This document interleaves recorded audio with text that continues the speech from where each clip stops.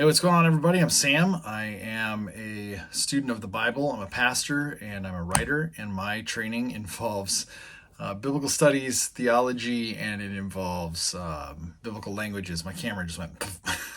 In one of my videos, Genesis 3, The Lie, if you go back and watch that, I talked about the fact that the serpent deceived, I think the way that the text says it, the woman says that the serpent deceived her.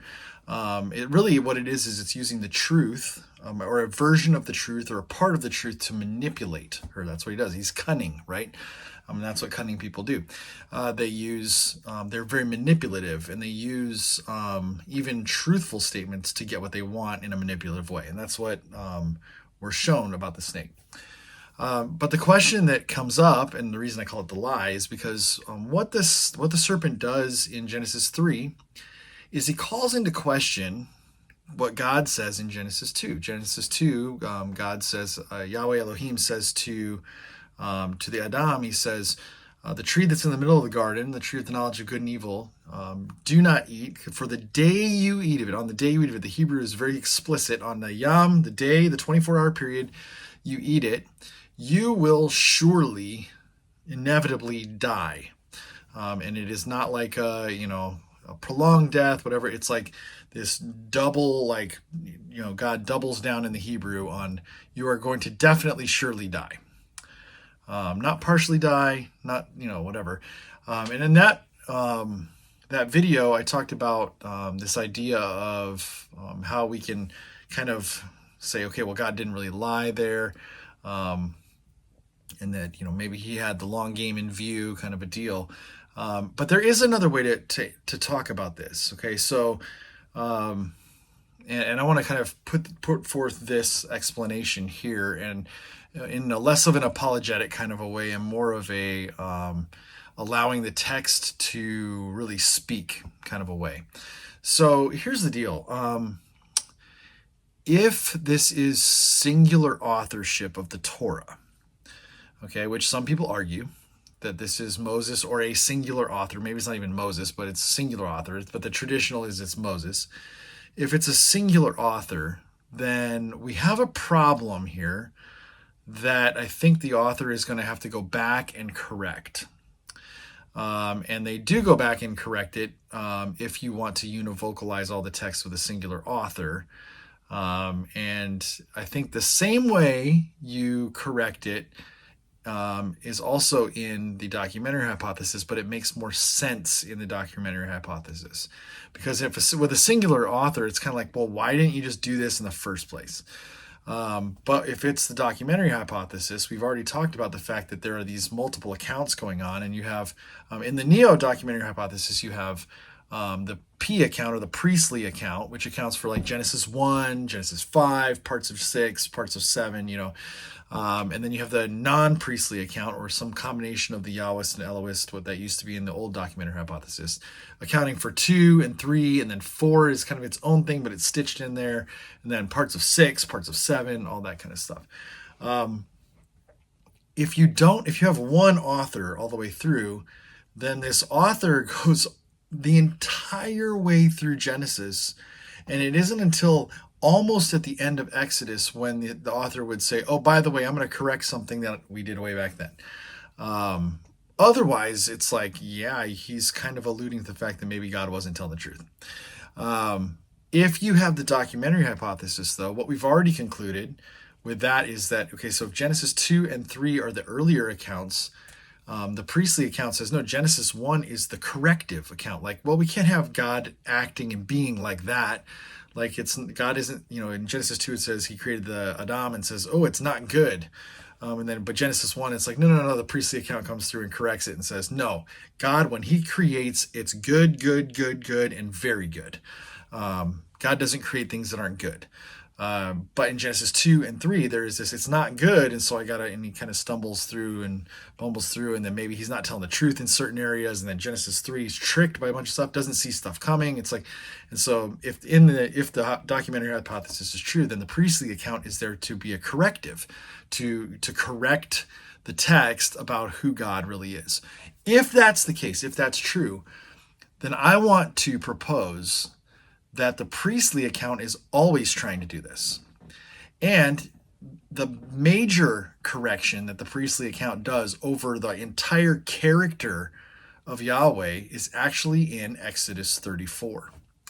The Exodus 34 is the story of the second law, version of the law. The first one, the stone tablets, Moses comes down, breaks them because they're worshiping the golden calf, and he can't believe it. And God's about to wipe everybody out, and Moses is like, "Don't do that." And but then he goes back up the mountain, and God says, "I'm going to pass by you and show you my glory.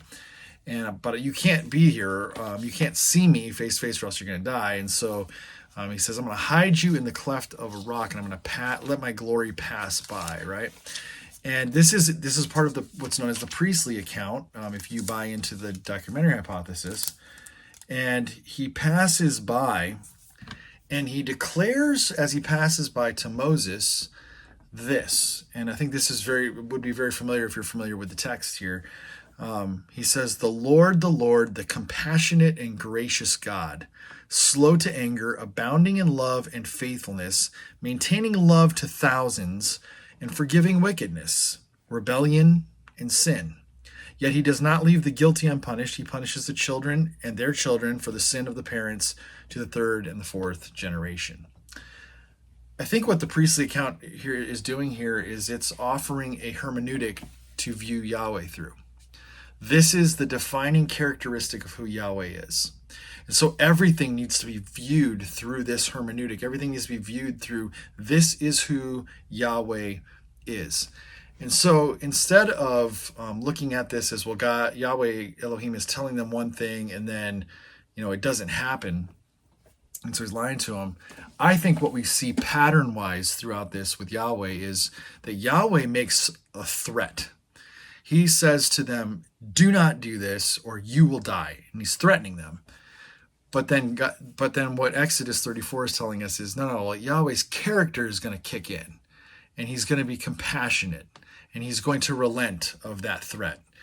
He's going to forgive. He is going to forgive wickedness and rebellion and sin going against him.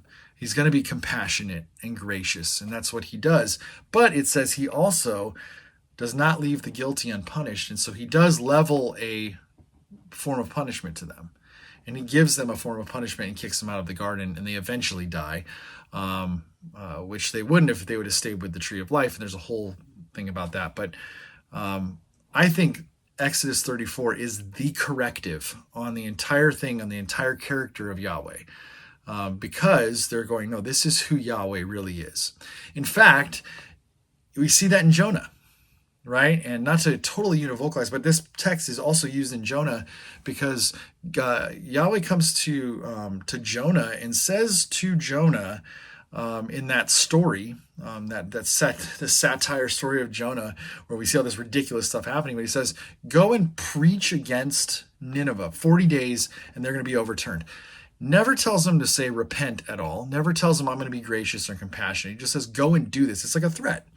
And so Jonah goes, no, I don't want to do it. Why doesn't he want to do it? Well, we find out in chapter 4, the reason that Jonah doesn't want to do it is because he understands the character of God. He understands the character of Yahweh, and he knows he's compassionate, gracious, forgiving, and he's going to make a threat, and then he's going to relent. He's going to be compassionate and forgiving on that threat. And he will punish, but this is who Yahweh is. And he knows who Yahweh is, and he doesn't want that to happen. He doesn't like that this is going to happen. He knows it's going to happen. So this is the hermeneutic of Yahweh. This is the thing that that the priestly account wants us to view the rest of the story through. And it's almost as if it's a corrective on the character of Yahweh, because every time that Yahweh seems to act out of character in these other sources, it's like this is coming on and becoming the corrective of the character of Yahweh. And so that's kind of how I think through it. I think that the priestly account is coming through and going, we got to correct some stuff here. We got to fix stuff here. And the first, Genesis 1, we got to correct this creation account. This doesn't seem right. Genesis 34, this is a corrective on the character of Yahweh. We need to make sure that this is the thing that filters everything through it. And that it becomes the character of Yahweh all the way out through the rest of the Hebrew Bible. And then all the way into New Testament and all that kind of stuff, is they pick those lines up too. So I think that was kind of the point. And so without that corrective in there and without the priestly account, yeah, we have problems we have character issues. But if we're going to view this as the documentary hypothesis, that there are multiple sources here, and one is trying to is later and coming back and correcting some of this stuff, then we have an internal textual apologetic of the character of Yahweh. And we don't have to like make this up. It's right there in the text. And it seems to be correcting a lot of the things that were incorrect about the character of Yahweh. And so that's kind of how I look at it and see it. And it could be very, I would love to hear any kind of, back and forth on this, because there is that idea there that, okay, well, he totally lied back here and all this kind of stuff. And that's his character. And I think that the priestly account is probably rolling their eyes and going, no, we have to correct this. We have to make sure that this is the right thing. And they sit side by side with each other. So there's this tension that we've got to wrestle with when we read the text. Okay. And so I think that's maybe even a better way to look at this, and to see what's going on here, and to kind of pair it back to the character that the priestly account wants to share with us. All right. Hopefully that was something fun to walk through together. Thanks for hanging out with me in this video. Give me a thumbs up and subscribe, and I'll see you in the next one.